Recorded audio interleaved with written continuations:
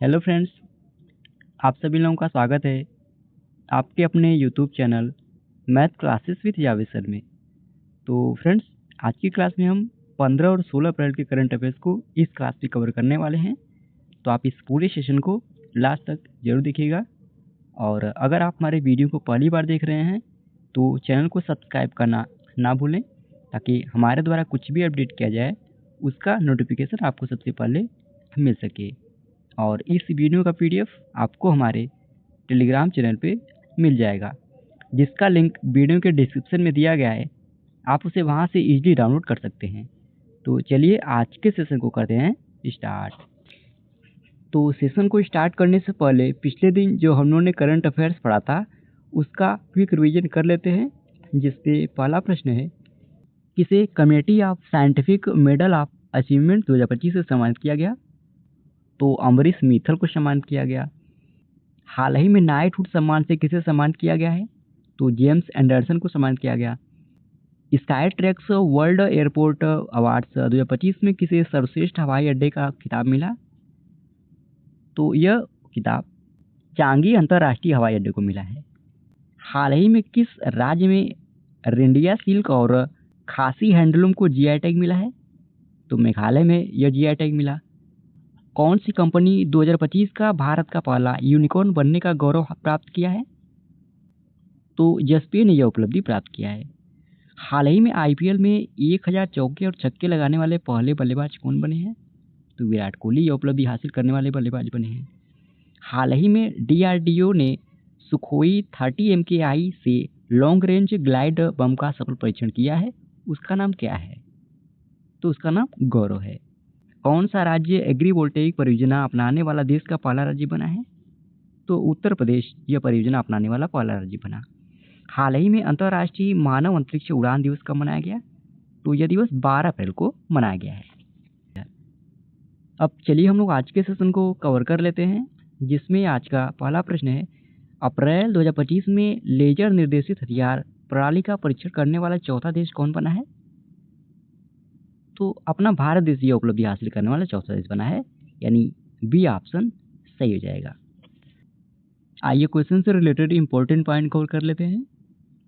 तो भारत दुनिया का चौथा ऐसा देश बन गया है जिसने उच्च ऊर्जा वाली लेजर निर्देशित हथियार प्रणाली का सफल परीक्षण किया है, जो फ्रेंड्स हवा में मौजूदा लक्ष्यों को निशाना बनाकर नष्ट कर सकती है। और भारत से पहले फ्रेंड्स रूस, चीन और अमेरिका ने इस क्षमता का सफलतापूर्वक प्रदर्शन किया है। अच्छा, अब इस लेजर निर्देशित हथियार प्रणाली का नाम क्या है? तो MKIIA इसका नाम है। और अगर आपसे पूछा जाए कि इसे डीआरडीओ के किस प्रयोगशाला ने बनाया है, तो इसे उच्च ऊर्जा प्रणाली और विज्ञान केंद्र हैदराबाद के द्वारा इसे बनाया गया है। और इसका परीक्षण कहाँ पर किया गया? तो आंध्र प्रदेश के कुर्नूल में किया गया है। तो डीआरडीओ द्वारा आंध्र प्रदेश के कुर्नूल में 30 किलोवाट की लेजर निर्देशित ऊर्जा हथियार प्रणाली का सफलतापूर्वक परीक्षण किया गया है। इस हथियार प्रणाली का मारक क्षमता यानी रेंज पूछा जाए तो 5 किलोमीटर है। और आपको जानकारी के लिए बता दें फ्रेंड्स, डीआरडीओ यह 20 किलोमीटर की मारक क्षमता वाली अधिक शक्तिशाली 300 किलोवाट की सूर्य हथियार प्रणाली भी विकसित कर रहा है। ओके, तो अभी भारत उच्च ऊर्जा वाली लेजर निर्देशित हथियार प्रणाली का सफलतापूर्वक परीक्षण करने वाला चौथा देश बना है, तो चौथा देश बना है। और लेजर निर्देशित हथियार प्रणाली का नाम क्या है? तो MKIIA इसका नाम है, इसको भी आप लोग जानते रहेंगे। अब डीआरडीओ की बात करें तो इसका full form Defence Research and Development Organisation इसका फुल फॉर्म होता है। और इसकी स्थापना सन 1958 ईस्वी में हुई थी। इसके वर्तमान अध्यक्ष डॉक्टर समीर बी कामत हैं। इसका मुख्यालय नई दिल्ली में स्थित है। और अगर आपसे पूछा जाए कि डीआरडीओ के पहले अध्यक्ष कौन थे, तो डॉक्टर के विश्वनाथ यह रक्षा अनुसंधान एवं विकास संगठन यानी डीआरडीओ के यह पहले अध्यक्ष थे। और यह 15 मई 1998 ईस्वी से 30 नवंबर सन 2000 तक इस पद पर रहे। अब 2025 में जो डीआरडीओ के द्वारा लॉन्चिंग हुई इसका हम लोग रिवीजन कर लेते हैं। तो डीआरडीओ ने लॉन्ग रेंज ग्लाइड बम का सफल परीक्षण किया है, उसका नाम क्या है? तो गौरव है। डीआरडीओ ने मध्यम दूरी की बैलिस्टिक मिसाइल अग्नि 4 का सफल परीक्षण किया है। डीआरडीओ ने आईआईटी दिल्ली यूनिवर्सिटी के साथ मिलकर हल्के वजन वाली बुलेट प्रूफ जैकेट अभेद विकसित किया है। एंटी टैंक गाइडेड मिसाइल बम नाग मार्क 2 का सफल परीक्षण राजस्थान की पोखरण फील्ड फायरिंग रेंज में किया गया। डीआरडीओ ने आईआईटी हैदराबाद के साथ मिलकर भारत की सबसे बड़ी मेटल 3D प्रिंटिंग मशीन का अनावरण किया है। अगला प्रश्न है, अनुसूचित जातियों के आरक्षण में उप वर्गीकरण करने वाला पहला राज्य कौन बना है? तो तेलंगाना अनुसूचित जातियों के आरक्षण में उप वर्गीकरण करने वाला पहला राज्य बना है, यानी सी ऑप्शन सही हो जाएगा। तो तेलंगाना देश का पहला ऐसा राज्य बन गया है जिसने राज्य में अनुसूचित जातियों में आरक्षण में वर्गीकरण को लागू किया है। आपको बता दें फ्रेंड्स, 1 अप्रैल 2024 को सर्वोच्च न्यायालय ने फैसला सुनाया था कि राज्य सरकार को संविधान के अनुच्छेद 15 और 16 के अनुसार आरक्षण के उद्देश्य से अनुसूचित जाति और अनुसूचित जनजाति के भीतर उप वर्गीकरण का अधिकार है। यानी फ्रेंड्स, अनुच्छेद 15 और 16 के तहत जो आरक्षण के निर्देश दिए गए हैं ना, उसके भीतर भी राज्य सरकार के पास आरक्षण में उप वर्गीकरण करने का अधिकार दिया गया है। और इस समिति की अध्यक्षता फ्रेंड्स तेलंगाना उच्च न्यायालय के पूर्व न्यायाधीश शमीम अख्तर ने की है। तो अब तेलंगाना राज्य की नौकरियों और शैक्षणिक संस्थानों में अनुसूचित जाति के लिए 15% आरक्षण का प्रावधान है। और अब आरक्षण के उद्देश्य से राज्य में अनुसूचित जातियों को 3 श्रेणियों या 3 ग्रुपों में बांट दिया गया है, जिसमें ग्रुप 1, ग्रुप 2, ग्रुप 3। जिसमें ग्रुप 1 में सबसे अधिक वंचित समुदाय को रखा गया है, जिसके लिए 1% का आरक्षण है। ग्रुप 2 में 18 मध्यम रूप से जनजाति समुदाय को रखा गया है, जिसके लिए 9% का आरक्षण है। और वहीं ग्रुप 3 में 26 उच्चतर समुदाय को रखा गया है, जिसके लिए 5% का आरक्षण है। तो प्रश्न आप लोग याद रखेंगे, ऐसे क्वेश्चन आपको पूछे जाएंगे कि अनुसूचित जातियों के आरक्षण में उप वर्गीकरण को लागू करने वाला पहला राज्य कौन बना है? तो तेलंगाना बना है। ओके, अच्छा, क्वेश्चन हमारा तेलंगाना राज्य से रिलेटेड था, तो हम तेलंगाना के बारे में भी जान लेते हैं। तो तेलंगाना की राजधानी हैदराबाद है। तेलंगाना के वर्तमान मुख्यमंत्री रेवंत रेड्डी हैं। वर्तमान राज्यपाल यहाँ के जिष्णुदेव वर्मा हैं। और ये है तेलंगाना राज्य का मैप। और भारत के मैप में अगर तेलंगाना राज्य की मैप की बात करें तो ये आप लोगों को रेड कलर सर्कल में जितना भाग दिख रहा है वो तेलंगाना राज्य का मैप है। अगला प्रश्न है, इंडियन सुपर लीग यानी ISL का 11वें संस्करण का खिताब किस टीम ने जीता है? तो इसे मोहन बागान सुपर जायंट्स ने जीता है, यानी डी ऑप्शन सही हो जाएगा। तो मोहन बागान सुपर जायंट्स ने फाइनल में बेंगलुरु FC को 2-1 से हराकर 2024-25 सत्र का इंडियन सुपर लीग का 11वां संस्करण का खिताब जीता है। मोहन बागान सुपर जायंट्स का फ्रेंड्स यह दूसरा ISL खिताब है। इससे पहले उन्होंने 2022-2023 में इसे जीता था। और इसका फाइनल मुकाबला 12 अप्रैल 2025 को कोलकाता स्थित विवेकानंद युवा भारती क्रीडांगन स्टेडियम में खेला गया था। अब बात करें इंडियन सुपर लीग की, तो यह फ्रेंड्स भारत में एक प्रमुख पेशेवर क्लब आधारित फुटबॉल लीग है, जिसकी शुरुआत सन 2014 में हुई थी। तो अभी इंडियन सुपर लीग 2024-25 का खिताब किस टीम ने जीता है? तो इसे मोहन बागान सुपर जायंट्स ने जीता है। और किसको हराकर यह खिताब जीता है? तो बेंगलुरु FC को हराकर यह खिताब जीता है। अच्छा, अब 2025 के कुछ स्पोर्ट्स से रिलेटेड करंट अफेयर्स का रिवीजन कर लेते हैं। तो ICC चैंपियन ट्रॉफी 2025 का खिताब भारत ने जीता, वहीं उप विजेता न्यूजीलैंड की टीम रही। भारतीय स्नूकर चैंपियनशिप 2025 का खिताब पंकज आडवाणी ने जीता है। मुंबई ओपन टेनिस प्रतियोगिता 2025 का महिला टेनिस एसोसिएशन यानी WTA सीरीज का एकल खिताब जिल टीचमैन ने जीता है। ऑस्ट्रेलियन ओपन 2025 में पुरुष एकल का खिताब जैनिक सिनर ने जीता है, जो इटली से बिलोंग करते हैं। वहीं महिला एकल का खिताब मेडिसन की ने जीता है, जो USA से बिलोंग करती हैं। इंडिया मास्टर्स ने इंटरनेशनल मास्टर लीग 2025 का खिताब जीता है। भारत ने दक्षिण अफ्रीका को हराकर महिला अंडर 19 T20 विश्व कप 2025 का खिताब जीता है। ऑस्ट्रेलिया ने ICC महिला चैंपियनशिप का खिताब जीता है। रणजी ट्रॉफी 2024-25 का खिताब विदर्भ ने जीता है। 32वां विजय हजारे ट्रॉफी 2024-25 का खिताब कर्नाटक ने जीता है। पंकज आडवाणी ने एशियाई स्नूकर चैंपियनशिप 2025 का पुरुष एकल खिताब जीता है। 33वीं संतोष ट्रॉफी 2024-25 का खिताब पश्चिम बंगाल ने जीता। और 41वां स्पेनिश सुपर कप 2025 का खिताब FC बार्सिलोना ने जीता है। अगला प्रश्न है, खुबानी फूल महोत्सव 2025 का आयोजन कहाँ हुआ है? तो इसका आयोजन लद्दाख में हुआ है, यानी बी ऑप्शन सही हो जाएगा। तो लद्दाख में खुबानी फूल उत्सव 2025 शुरू हुआ है, जिसे चूली मेंडोक के नाम से भी जाना जाता है। इस कार्यक्रम का आयोजन फ्रेंड्स पर्यटन विभाग कारगिल द्वारा किया जाता है और खुबानी फूल उत्सव यह 21 अप्रैल तक जारी रहेगा, जिसमें क्षेत्र की प्राकृतिक सुंदरता और पारंपरिक जीवन शैली की झलक दिखाई जाएगी। लद्दाख में फ्रेंड्स कई महत्वपूर्ण त्यौहार मनाए जाते हैं, जिनमें से कुछ प्रमुख त्यौहार हैं लोसार, हेमिस उत्सव और लद्दाख महोत्सव। इसके अलावा डोस मोचे और साका दावा जैसे अन्य महत्वपूर्ण त्यौहार भी लद्दाख में मनाए जाते हैं। तो अभी लद्दाख में कौन सा उत्सव आयोजित किया जा रहा है? तो खुबानी फूल उत्सव, जिसे चूली मेंडोक के नाम से भी जाना जाता है। अब बात करें लद्दाख की, तो राजधानी लेह है, उपराज्यपाल यहाँ के बी.डी. मिश्रा। अब अगर आपसे पूछा जाए कि लद्दाख केंद्र शासित प्रदेश कब बना, तो यह 31 अक्टूबर 2019 को बना केंद्र शासित प्रदेश। यहाँ की कुछ प्रमुख झीलों की बात करें तो पेंगोंग झील, तुसो-कार और तुसो मोरिरी यहाँ की कुछ प्रमुख झीलें हैं। यहाँ के कुछ प्रमुख दर्रों की बात करें तो खारदुंगला, जोजिला, चांगला और बारालाचाला यहाँ की कुछ प्रमुख दर्रे हैं।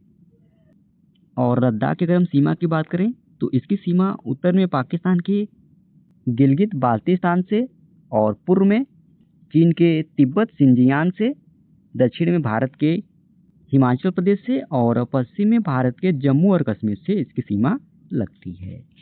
और ये फ्रेंड्स अपना प्यारा भारत, और ये है लद्दाख का मैप। और भारत के मैप में अगर लद्दाख की मैप की बात करें तो ये आप लोगों को पीले कलर में सर्कल में जितना भी भाग दिख रहा होगा वह लद्दाख का मैप है। अगला प्रश्न है, किसे वर्चुअल दलित साहित्य पुरस्कार 2025 से सम्मानित किया गया? तो उत्तर हो जाएगा इसका पी शिवकामी को।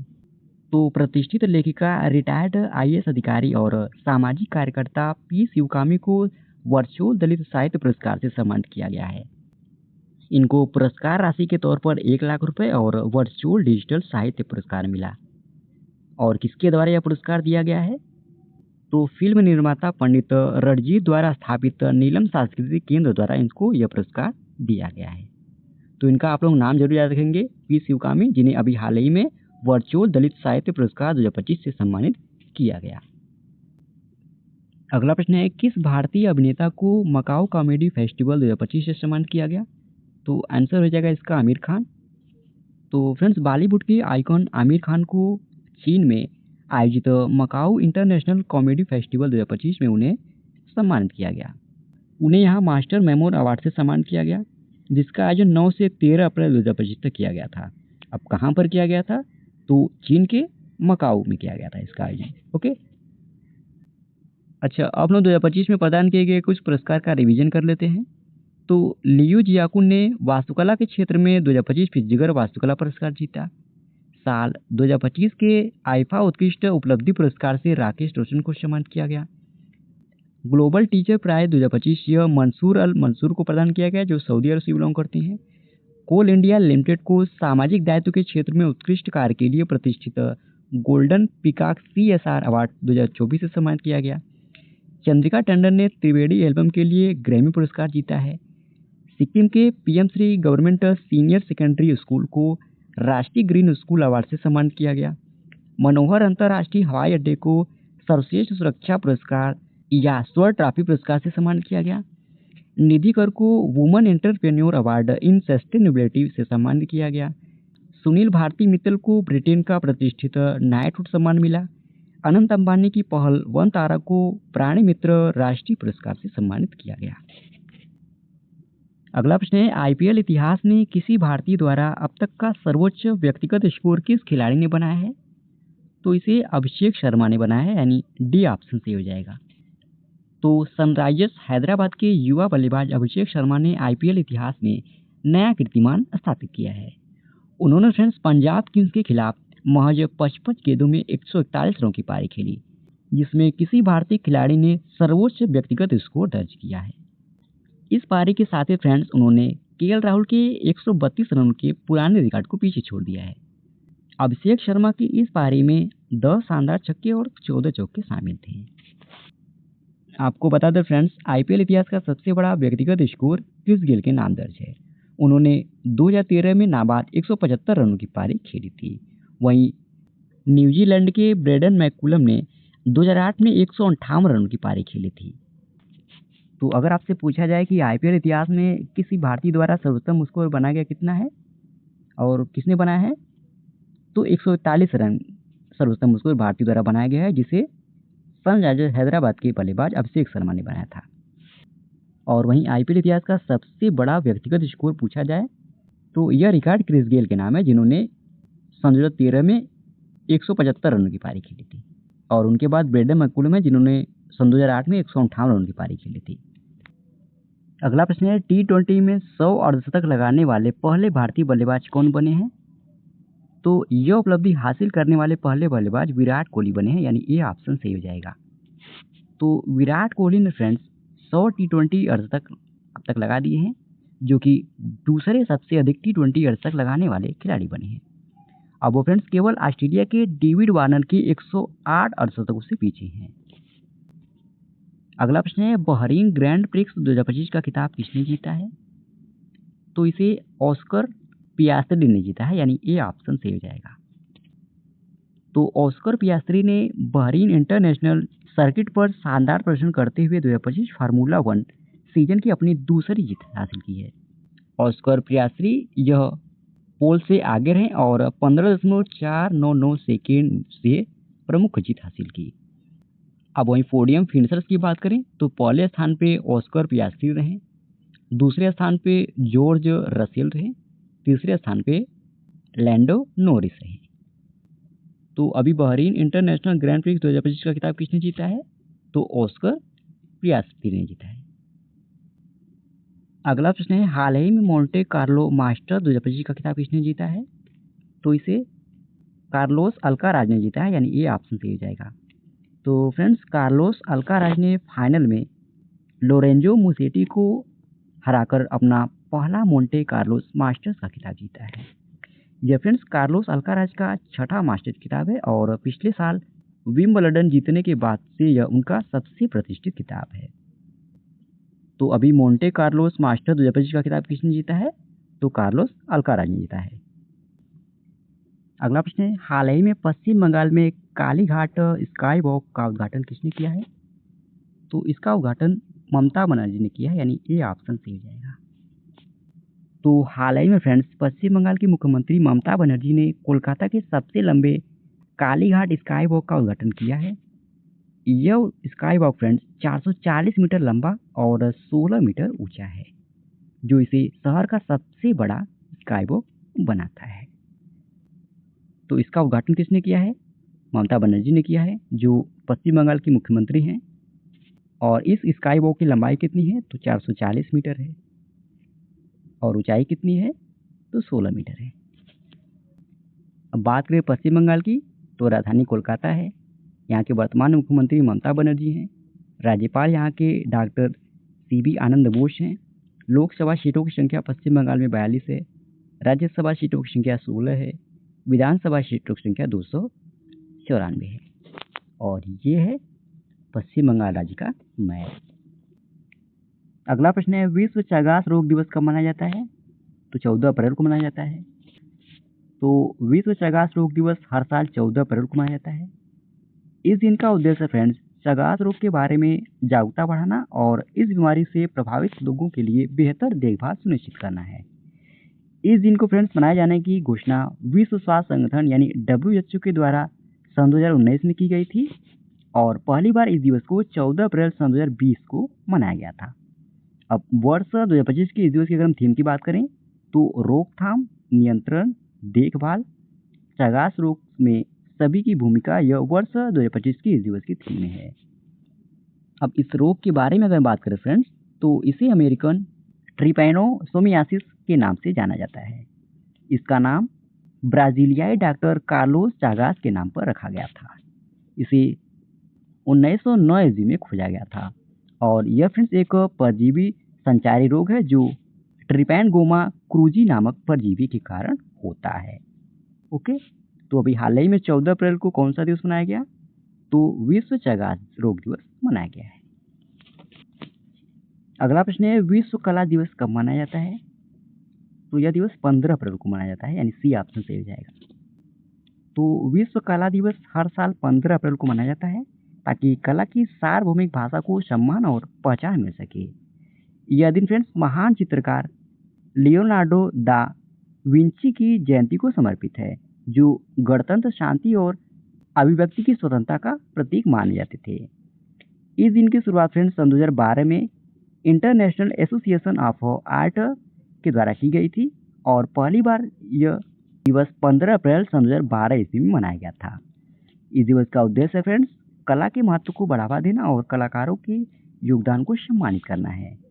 और वर्ष 2025 के इस दिवस की थीम है एकता और उपचार के लिए कला।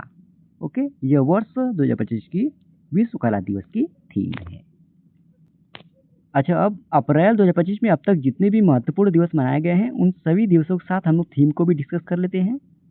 तो 1 अप्रैल को उत्कल दिवस मनाया गया, 2 अप्रैल को विश्व आर्टिज्म जागरूकता दिवस मनाया गया, 3 अप्रैल को हिंदी रंगमंच दिवस मनाया गया, 4 अप्रैल को अंतर्राष्ट्रीय खदान जागरूकता दिवस मनाया गया, 5 अप्रैल को राष्ट्रीय समुद्री दिवस मनाया गया, 6 अप्रैल को विकास और शांति के लिए अंतर्राष्ट्रीय खेल दिवस मनाया गया, 7 अप्रैल को विश्व स्वास्थ्य दिवस मनाया गया। इस दिवस की थीम थी स्वस्थ शुरुआत, आशापूर्ण भविष्य। 8 अप्रैल को अंतर्राष्ट्रीय रोमानी दिवस मनाया गया, 9 अप्रैल को सीआरपीएफ शौर्य दिवस मनाया गया, 10 अप्रैल को विश्व होम्योपैथी दिवस मनाया गया, 11 अप्रैल को राष्ट्रीय सुरक्षित मातृत्व दिवस मनाया गया। इस दिवस की थीम थी स्वस्थ शुरुआत, आशावान भविष्य। 11 अप्रैल को फ्रेंड्स विश्व पार्किंसंस दिवस मनाया गया। 12 अप्रैल को अंतर्राष्ट्रीय मानव अंतरिक्ष उड़ान दिवस मनाया गया। तो इसी प्रश्न के साथ ही फ्रेंड्स ये आज का हमारा डेली करंट अफेयर्स का सेशन समाप्त होता है। आशा करते हैं आज का आपको सेशन अच्छा लगा होगा और इस वीडियो का पीडीएफ आपको हमारे टेलीग्राम चैनल पे मिल जाएगा, जिसका लिंक इस वीडियो के डिस्क्रिप्शन में दिया गया है। आप उसे वहाँ से इजीली डाउनलोड कर सकते हैं। और अगर आप हमारे वीडियो को पहली बार देख रहे हैं तो चैनल को सब्सक्राइब करना ना भूलें, ताकि हमारे द्वारा कुछ भी अपडेट किया जाए उसका नोटिफिकेशन आपको सबसे पहले मिल सके। और वीडियो में लास्ट तक बने रहने के लिए धन्यवाद। आज के लिए इतना ही। जय हिंद, वंदे मातरम।